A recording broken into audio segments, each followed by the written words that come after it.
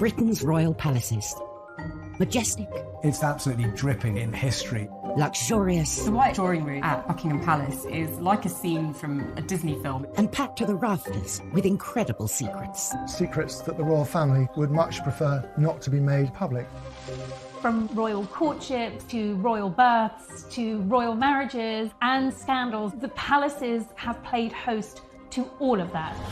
This series goes behind palace walls. The royal palaces represent the monarchy and have incredible history. We'll learn how these iconic creations were built. 16th century kings built with brick in a way that we wouldn't recognise today. This is George IV leaving his mark on the centre of London.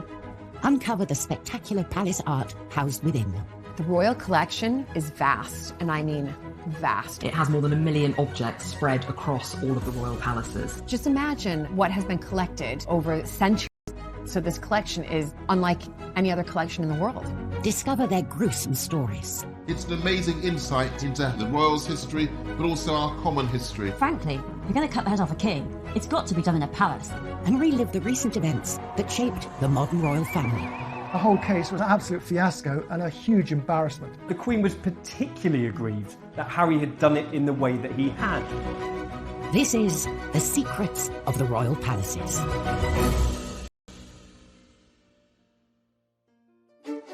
This time, a conversation between the Queen and Diana's butler is kept secret, landing him in the Old Bailey. I just felt as if I betrayed the princess's legacy, when all I'd ever wanted to do was protect her. We explore the royals' hidden getaway, the vast estate of Balmoral.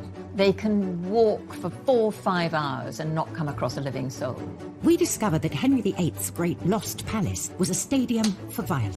What he does when he restores Whitehall Palace is he makes sure it has to have its own special cockfighting pit. And we reveal the secret story behind one of the most iconic statues in the country. To their astonishment, they found out that it was actually one of Queen Victoria's own daughters. And royal protocol is tested with President Trump's state visit to Windsor Castle. There was a lot of nervousness about how Trump would behave. All eyes were on him.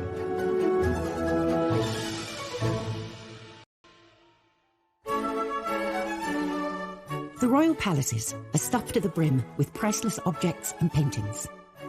Every wall, corner and staircase of the palaces is lined with sensational pieces of art, including hundreds of portraits. Throughout history, portraits have normally been for the purposes of state or for propaganda. They are kind of weapons, if you like, in the country. Countless paintings in her reign, often multiple times a year. She has a room in Buckingham Palace, the Yellow Drawing Room, that is specifically set up for artists. And I suspect that she takes the view that sitting for a portrait painter is an occupational hazard. Many of these portraits are displayed across the royal palaces for all to admire. But sometimes an artist delivers the unexpected. Ladies and gentlemen, I give you Lucian Freud. Lucian Freud was one of the most successful, popular, figurative artists of the 20th century. He was particularly well known for his really searingly truthful images of people. For nudes, which are very uncompromising, quite gritty, not particularly pretty. So eyebrows were raised when the Queen agreed to be his subject. It's quite a brave decision of the Queen. Freud offered to paint the Queen for free. And after years of secret negotiations, the Queen accepted. He kept insisting that the Queen would need to come to his studio, and he was asking for at least 72 sittings. The Queen, of course, is a phenomenally busy woman. She doesn't normally give more than a handful of sittings to any one portrait painter. Eventually they compromised. Freud would come to the Queen, painting her in the Royal Collection's Paint Conservation Studio in St James's Palace, where she would sit for 20 sessions. Fewer than the original 72 sittings requested. When he realised he would have much less time, was he just immediately shrunk the size of the canvas. It's a really small, almost postcard-sized painting of the Queen. You'd see this cropped version of the Queen's head and shoulders with just that edge of the crown coming over her head. She could almost be one of us. The finished piece, a small headshot, just 9.5 inches by 6 inches, caused quite a stir when the public got its first glimpse in December 2001. It was definitely a Marmite moment. People loved it, people who hated it, and nobody was in between. You had some newspapers saying it was deep and exploratory, and then you had others saying it was an absolute travesty, and how could this thing be let out in public? He's not exactly a flattering portrait painter. But there was a secret reason the portrait didn't look quite right. Freud's painting hadn't gone to plan. Freud actually slightly mucked it up. He decided that he wanted to add the diamond diadem on the Queen's head, but he didn't have room on the canvas, so what he had to do was actually add a layer of canvas at the top. It's quite funny that after all those years of planning, he actually had to slightly bodge the job in the end. What the Queen thought, work of art. But he gave it to her, and I think it's one of the most valuable things in her collection. The Queen doesn't actually own the priceless art and artifacts that are given to her. As sovereign, she holds them in trust for her successors and the nation. And the same is true of her palaces. Windsor Castle, Buckingham Palace, St James's Palace, Holyrood House, they are all owned by the country, the state. The only two royal residences that the Queen actually owns are beautiful Sandringham Estate in Norfolk and Balmoral in Scotland.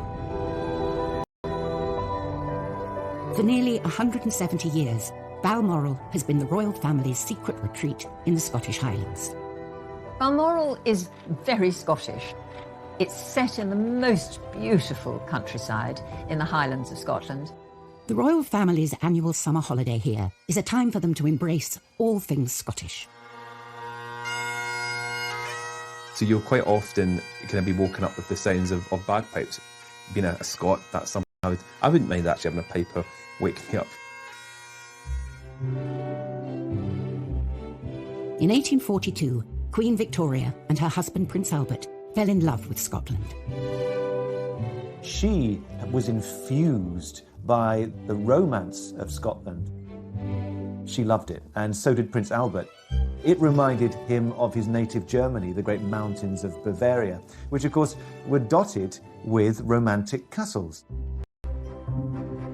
Victoria and Albert decided to invest in a Scottish castle of their own and bought one without ever having seen it. A painting was enough to make them part with £30,000, around £4 million in today's money, for Balmoral in the Cairngorms. Queen Victoria said it was a perfect place to escape from the sadness of the world. At that time, wars were raging across Europe. They'd found the perfect location, but there was one small issue with the castle itself.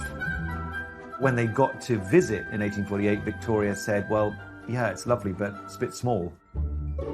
So they moved into the existing castle and started building a bigger one 100 yards away. When it was finished, it had 70 rooms, including a huge ballroom.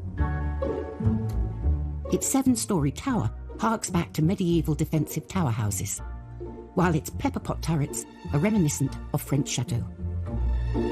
But Victoria and Albert's fantasy Scottish castle is not to everyone's taste. Balmoral is a really ugly building. I mean, phenomenal.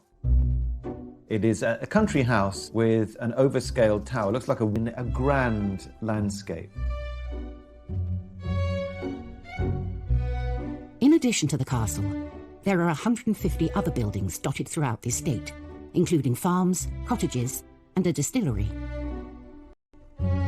But hidden away in a remote part of the estate lies a particularly important building. This is Glas Old Shiel, on the shores of Loch Mick.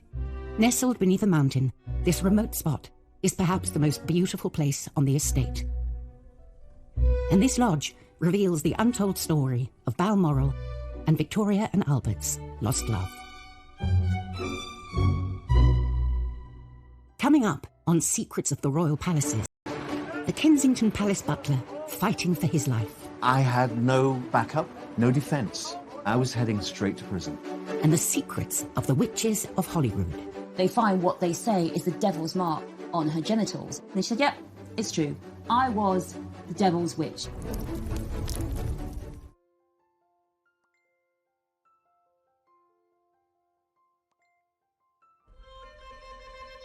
Each royal palace is as unique as monarch who lived there.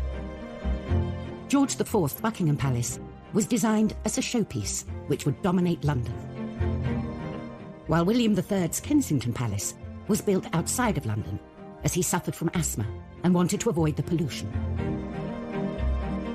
But none of the palaces are as closely associated with a particular monarch as Queen Victoria's Balmoral Castle.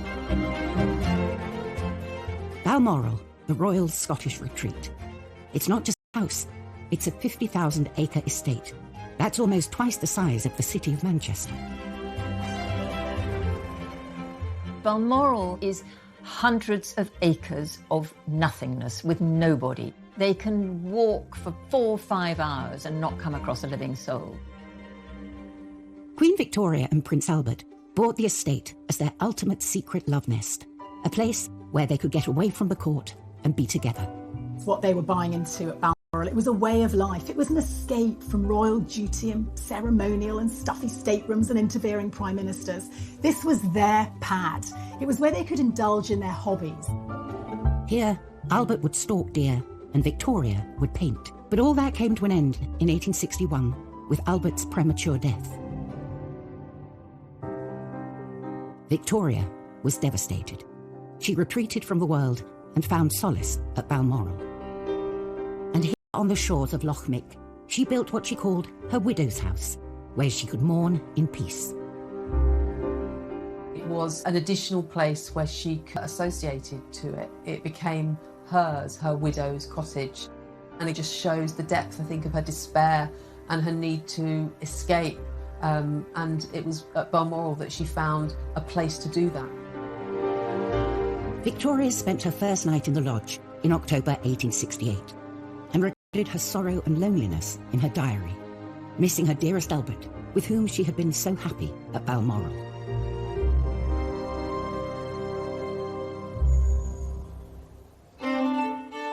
In recent years, this lodge has been a favourite spot for royal picnics, and sometimes they open it to non-royals.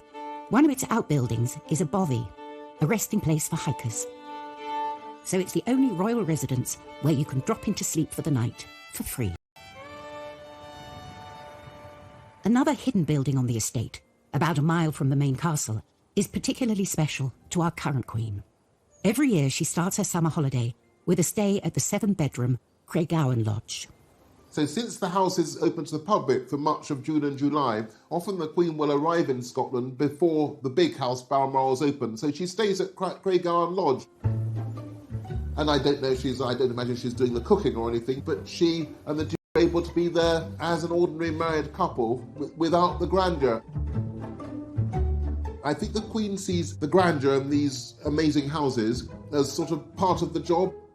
But the Queen, like anybody else, can only be in one room at a time. So one room at a small house is probably rather a nice change. For a person who can never go on a normal holiday like the rest of us, Balmoral is incredibly important in the summer as her retreat and her place to explore the Highlands. Balmoral has been the royal family's secret escape for generations, hidden away in the vastness of the Scottish Highlands. But not all Scottish palaces have such sedate and serene history. Scotland's James VI, who became James I of England after the union of the Scottish and English crowns, used the other Scottish palace, Holyrood House, as a court. He made himself judge, jury, and executioner in the trial of Agnes Sampson. James VI is convinced that witches are out to get him. And it all really starts with bad storms. His wife, Anne, she's coming over from Denmark to marry him, and he decides that the bad storms on the way are caused by witches who are trying to kill the future queen. So James called for one woman, Agnes Sampson, to be brought to Holyrood House, and she's questioned. And in front of the king, she refuses to say she's a witch. She says she's innocent. So she's taken to the Holyrood cells. It's got these 4 teeth. 2 go into one cheek and the other 2 go onto the tongue. It's really torture. And still, she's not saying anything. She's not giving up. And then they decide to look for the devil's mark. And what they mean by a witch mark is what we'd see as a mole, even a freckle. I mean, they're that desperate, sometimes even a freckle will do. So finally, they find what they say is the devil's mark on her genitals, on her privities, as they put it. So that is really moment when Agnes crumbles. She said, yep, it's true. I was the devil's witch. So Agnes, poor woman, is burnt at the stake, and James, he is convinced that witchcraft exists. He writes a witch hunting guide, Demonology, a book that you can use for hunting down witches, and we think about 4,000 people are burned and killed as witches in Scotland. And all of this hysteria, all these deaths, they all began with James' trial of Agnes Sampson at Holyrood House. Throughout history, the royal palaces have played the part of the ultimate backdrop to some of the greatest affairs of state and political intrigue the country has ever seen. They've seen death, they've seen murder, they've seen marriage. Look at them, that's called a microphone. There's absolutely nothing that hasn't happened in these palaces. But what really gets the public interested are the secrets behind the drama.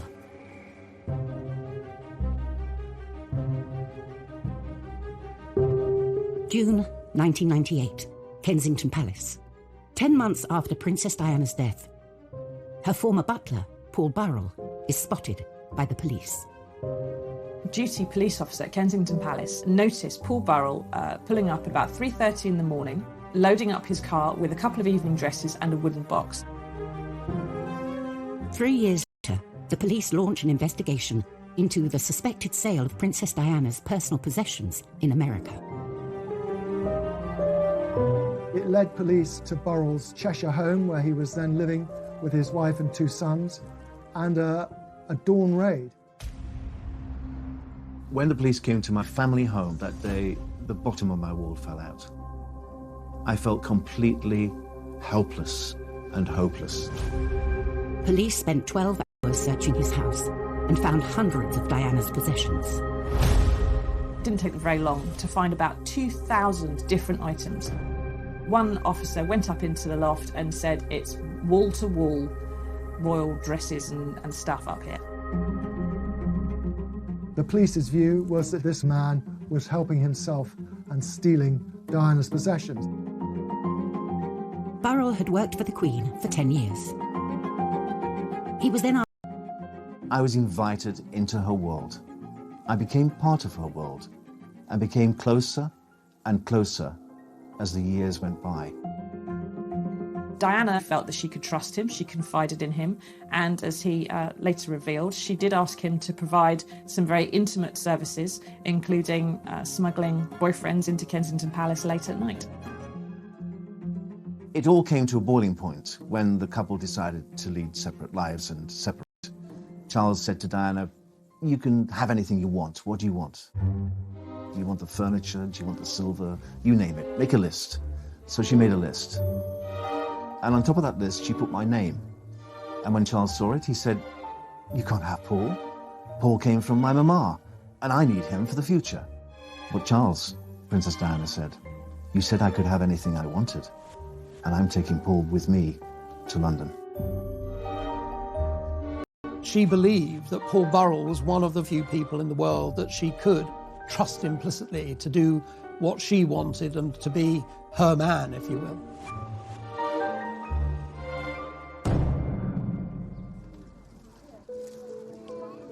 After Princess Diana's tragic death in 1997, Burrell was heavily involved in sorting her belongings at Kensington Palace.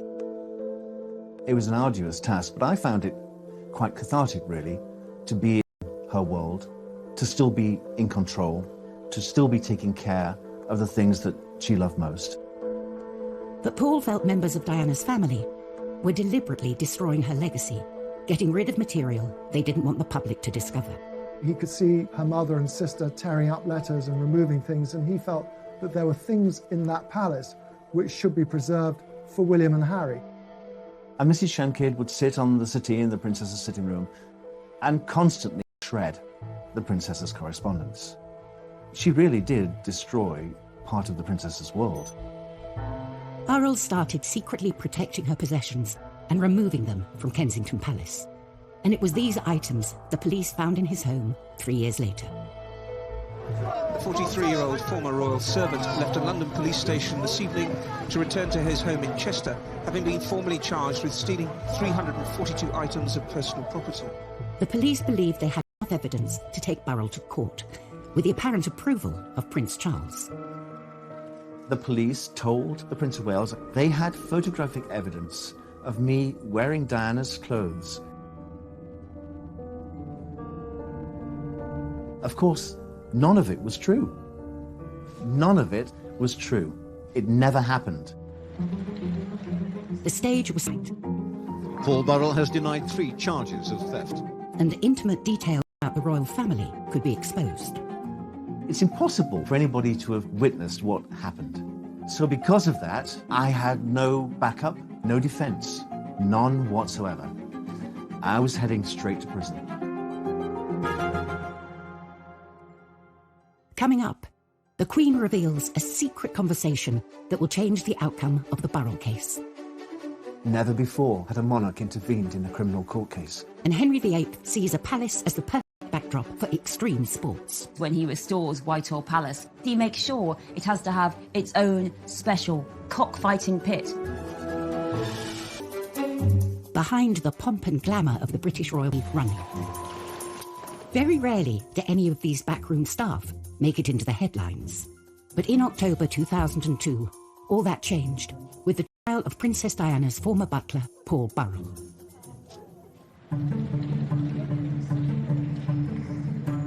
Burrell was accused of stealing possessions worth millions from Diana's Kensington Palace home. The police wanted my head on a spike. They wanted me in prison. Because then I would never, ever have been believed again. In his defence statement, Burrell mentioned a conversation he had had with the Queen after Diana's death. We were standing in her sitting room, just the two of us, and we had a very open, frank discussion. I told her everything that had happened, and I said, I've taken it upon myself to keep things the princess had given to me for safekeeping, and I've protected them. And she understood that.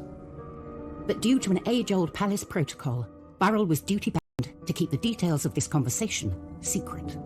Paul Burrell couldn't say to his lawyers, look, I told the Queen I'd taken all of this. He was just prevented from doing so. Many people will not be aware of the protocol that when you have a private audience with the sovereign, you're not supposed to repeat what has passed between you. It is entirely confidential, and the confidence belongs to the sovereign. So it is up to the sovereign whether she reveals what you spoke about or doesn't. I'm not going to tell them how close I was to Her Majesty. I'm not going to tell them. That's going to be my privilege. But I would have to pay the cost. And the price I would pay would be prison. Coming each day to the Old Bailey is a journey Paul Burrell is getting used to. After 11 days of the trial, Burrell was thrown a lifeline from an unexpected source. The Queen had only realised Paul Burrell was on trial when she drove past the Old Bailey on her way to a church service for the Barley Bombing and noticed all the crowds outside.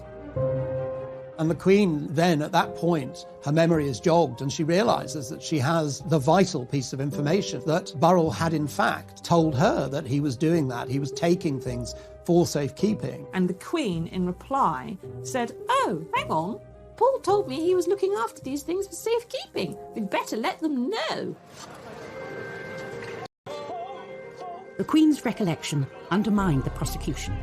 She knew Burrell was taking Diana's possessions out of Kensington Palace. This wasn't a palace theft, and the trial collapsed.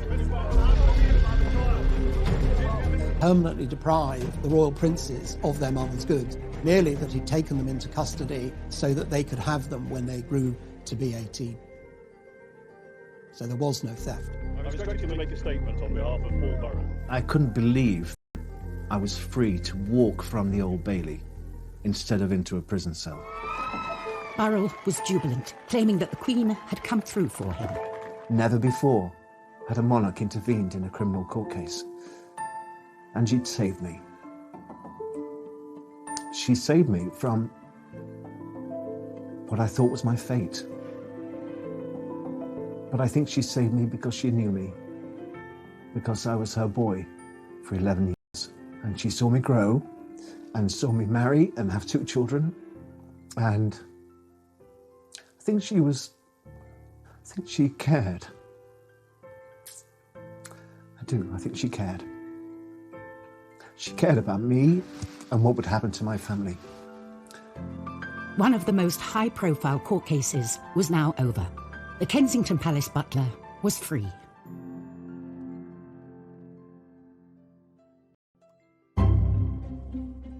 Henry VIII's great lost royal residence, Whitehall Palace, stood in the heart of the British establishment before it was destroyed by fire in 1698. This palace was built for excitement. It was a pleasure palace, thanks largely to the cockpit at court. Henry VIII's Whitehall Palace, it wasn't what we'd imagine to be a palace. There were 4 tennis courts and a tilt yard for doing jousting. Henry VIII was a great sportsman, and when he was outside London in Hampton Court or Windsor, he went out hunting. And when he was in London, the sport he did was watching animals beat each other up to death. Cocks, bears and dogs. Actually, cockfighting had really been wearing down in its popularity. Henry comes to the throne and cocks are back. And what he does when he restores Whitehall Palace is he makes sure it has to have its own special cockfighting pit, the large building surrounded by seating, so that when those 2 cocks go and fight it out, everyone can watch them and cheer them on. And Tudors loved it. It was not a time for happy lives for animals. You know what stands on the place of Henry VIII's cockfighting pit? That is now 10 Downing Street, the Prime Minister's residence, where those big, puffed-up cocks fight it out for power and glory behind closed doors. Whereas Henry VIII's Whitehall Palace was built in the centre of London, a British establishment, Balmoral was built as far away from it as possible. For Queen Victoria and Prince Albert, it was their secret local culture and incorporated it into their castle. Balmoral is quintessentially Scottish, and quite deliberately. It was seen very much as an opportunity to make the British monarch seen as more Scottish rather than simply an English monarch. Victoria and Albert immersed themselves in the Highland life, especially when it came to their decor. Balmoral is entirely clad in tartan. That was always the intention. The carpets were tartan, the seat covers were tartan, the curtains were tartan. No doubt they wore tartan. In the servants' quarters, on the floor was tartan linoleum. And if you looked at the walls, loads of stags' heads and antlers and deer skins on the floor as you come in through the main entrance. It was a theme park of Scottishness. Victoria and Albert's obsession with tartan was actually a secret political ploy to win back the support of the Scots. In the middle of the 18th century, Victoria's great-great-grandfather, George II, had invoked the massacre of Glencoe. Tartan was banned. Any affiliation with Scots or Stuarts against the English kingship was treasonous. And so for Victoria to start to rebind the links with the people of Scotland went down really well. A century and a half later, have our modern royals torn out the tartan? Few had seen inside this private home until 2013, when New Zealand's Prime Minister John Key broke protocol and shared a photo of the Queen's private living room. And what you see there is a glimpse of an interior which was undoubtedly familiar to Victoria and Albert. I mean, their own portraits, Victoria and Albert, still either side of the fireplace that they commissioned and saw built. There are still tartan carpets wall to wall there. Some of their furniture still survives in situ. It's simply been comfortably updated through time, and I rather like that. While in Balmoral, you can walk for miles without bumping into another living soul. In London's Kensington Palace, you can't turn a corner without bumping into a royal. In fact, it houses more royals than any other residence, including the future King and Queen. And watching over this palace is Britain's second longest reigning monarch, Queen Victoria. This marble monarch greets over 500,000 palace visitors every year. But the creation of this statue is one of the palace's greatest secrets. Completed in 1893 to commemorate her Golden Jubilee a few years earlier, the young, slender figure is not the Victoria we think of today. The image most of us have of Queen Victoria is when she was old, when she was a widow, she was dressed in black, and she looked pretty. Commissioning this statue, the powers that be decided on an open competition, allowing anyone to enter a design. Various people sent in sketches. One came in anonymously, and it was decided by the commission unanimously that that was the sculpture they were going to go for. Little did they know, this was no ordinary submission. To everyone's surprise, the winner was actually a female sculptor, which in itself was pretty amazing. But then, to their astonishment, they found out that it was actually one of Queen Victoria's own daughters, Princess Louise. The sixth child of Victoria and Albert, Princess Louise, was something of a rebel princess. Princess Louise was probably the least conventional of Victoria's children. She rode bicycles, she smoked cigarettes, she had numerous affairs. She believed strongly in women's rights and suffrage. She also was very artistic. She wanted from a young age to go into what at this point was a male-dominated world of art and sculpture. Unsurprisingly, there were lots of subjects Louise and her mother did not see eye to eye on, including her sculpting. Victoria very much disapproved of her daughter's interest in sculpture. She thought it was a masculine art form and really unseemly for a princess. But the rebellious princess stuck to her guns. After much pushing and cajoling, she persuaded her mother to let her go to the National Art Training School, now the Royal College of Art. And that made her the very first princess ever to go to a public education institution. At first, Louise had not wanted to enter the competition for the commission, fearing it would be inappropriate. But now that she had won it, the stakes were even higher.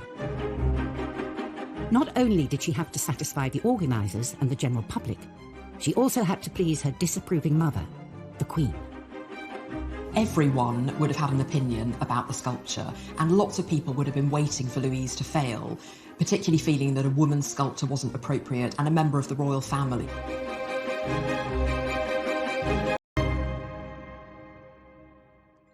Coming up, what would the forbidding Queen Victoria make of her daughter's artwork?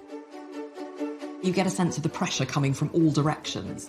And President Trump refuses to follow the rulebook while visiting Buckingham Palace. Trump being Trump lands his chopper in the middle of the Buckingham Palace lawns. Houses more royals than any other residence. You've got Princess Eugenie and her husband Jack Brooks back there. Of course, you've got the Cambridges at Apartment 1A and the Gloucesters. I mean, the royals are very much packed in to Kensington Palace. And they're all watched over by the young Queen Victoria, thanks to a controversial statue designed by her daughter, Princess Louise. The rebellious sixth child of Queen Victoria had secretly entered and then won a competition to create a sculpture of her mother at Kensington Palace. Now, she had to deliver. Louise herself lived in Kensington Palace, and that's where she'd set up her studio. It, of course, was the palace in which Queen Victoria had been born, so you get a sense of the pressure coming from all directions. The statue had been commissioned to mark Victoria's Golden Jubilee. Louise had to go through source material in order to reconstruct what Queen Victoria would have looked like at her coronation. This was a task of epic proportions, and the princess rose to the occasion. Like any other wealthy artist at the time, Louise had studio assistants to help her, but she made the maquettes, the small-scale mock-ups. This would have gone to a professional carver, who then would have translated it into that wonderful Carrara marble.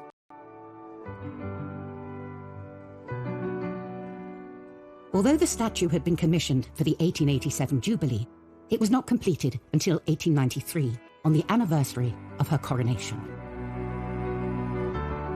Victoria herself unveiled the statue, but would she like it? She said, "It gives me admirably designed and executed by my daughter." The rebel princess had pulled it off. The Queen loved the statue. Princess Louise carved several other public statues, but her best known is the one she made to stand here, guarding her mother's childhood home.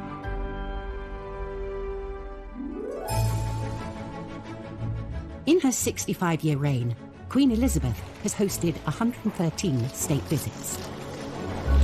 A heady mix of kings, queens, prime ministers and presidents have passed through the palace's gilded gates, but only one has ever gone over them. June 2019, the ballroom, Buckingham Palace. Georgian tableware is laid for a very special state banquet.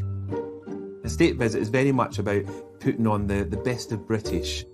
It's a chance for us to show off and say, this is what we're all about, and the Queen personally will inspect the table. So there's pressure for the butlers. Feeling the heat on this official visit will be American President Donald Trump. Americans love the royal family. Even if you're the President of the United States, it's a big deal to come and meet the Queen. You know, you couldn't get two more opposite people in one room together than President Trump and Queen Elizabeth. The palace was on high alert for any potential banana skins, which wasn't surprising, considering what had happened the first time President Trump met the Queen at Windsor Castle. If you look back at the G20 2018 visit, you know, he did have that huge faux pas. Trump walks in front of her, everybody's cringing. This Queen is dwarfed by his gargantuan size and suddenly appears from behind him. It's an absolute shocker. And his lack of etiquette isn't the only baggage Trump brings with him. No.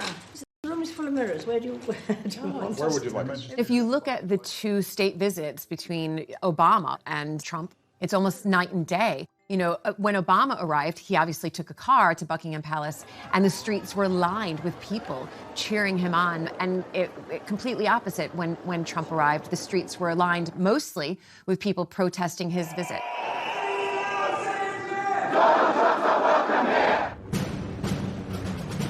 To avoid the anti-Trump protesters, the president decided on an entrance nobody else had done before. He was the very first president to fly in on a helicopter for a state visit. Trump being Trump, flies over the protesters, lands in the middle of the Buckingham Palace lawns. All the journalists, including myself, were stationed on the lawn. Emerges from the helicopter. He thought he was going to meet the Queen, but it was Charles and Camilla who were the first to meet him. Only then did Trump get to join Her Majesty, inspect the guard, from a safe distance. I think he probably surprised many people in that he was quite quiet and subdued. It's almost like you're visiting your granny. And you remember when you used to go and visit your granny, you would wear your best clothes, you would mind your P's and Q's, you wouldn't make any mistakes. President Trump knew he needed to be on the very best behavior. You have to remember, this Queen has been through everything. She's seen it all. This is just another president. Next time, at Windsor Castle, the world's oldest working kitchen rises from the ashes.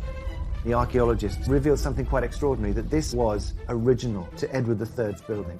We explore the mysterious Balmoral pyramid. It is really not what you would expect to see in the middle of the Scottish Highlands. And Diana's statue fails to materialise at Kensington Palace. Is this further evidence of a fractious relationship between the two of them?